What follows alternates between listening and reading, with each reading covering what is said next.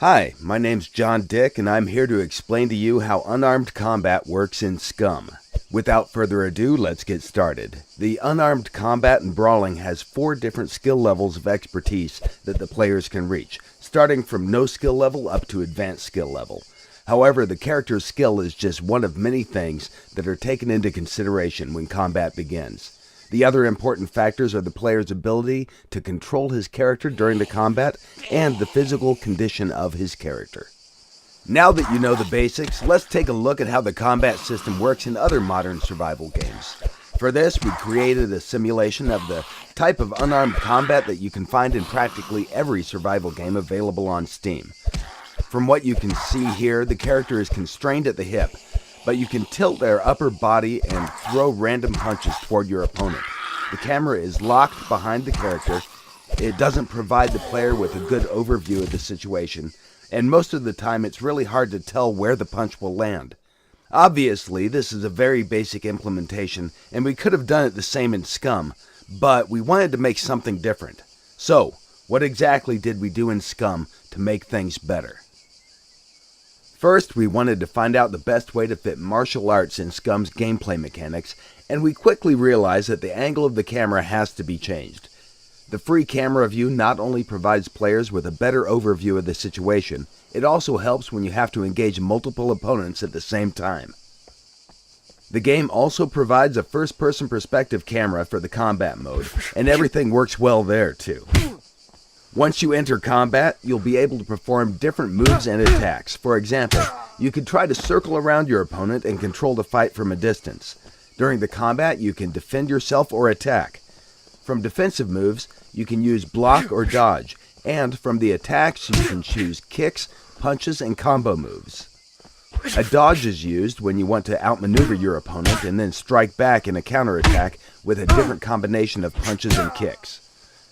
With the left mouse button, you can perform punches. With the right mouse button, you can do kicks. Combos are performed by pressing a combination of keys, followed by left or right mouse button, depending on whether you want a punching or kicking combo. The skill level of your character will define types of moves your character will use during the combat. So, for example, he might do a simple jab or a cross. Or, if he's more skillful, then he can step in, close the distance, and use a more powerful punch.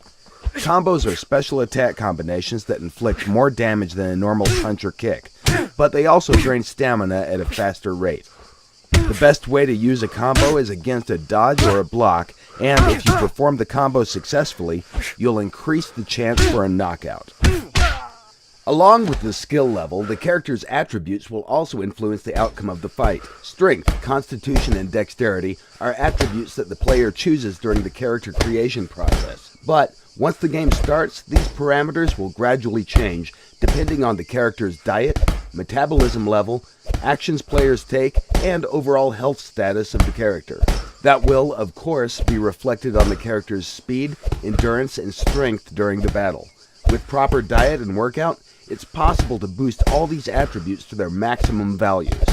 The only exception is the intelligence attribute, which will stay the same or drop down if, for example, a character gets shot in the head. In the current presentation, you can see different skill levels and how they will be represented in the game. Our plan is to make different sets of animations for each skill level to allow players to visually recognize the skill levels of their foes. This is still a work in progress, and it will not be included in the early access version of the game. Everything that your character carries in the game will have an impact on how you will perform in the combat. Heavy gear will make your moves slow and sluggish, and it will drain your stamina more quickly. It's recommended that you drop excessive weight before you enter a fight. The combat skill can be effectively used against other players, NPCs, and it can be used against animals too. Although we do not recommend you attack bigger and more dangerous animals unless, of course, you're sure that you can beat them or outrun them.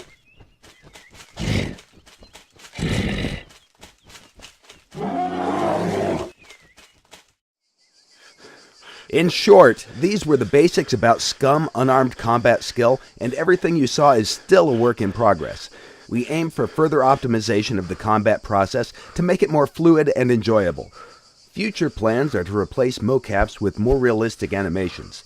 to make hit reactions for blocks, and because our system is modular, once everything is set up, we plan to include other martial arts as additional combat skills that players will be able to choose. We hope you have enjoyed this presentation, and if you want to find out more about Scum, be sure to follow us on Facebook, Twitter, or our dev blog on scumgame.com.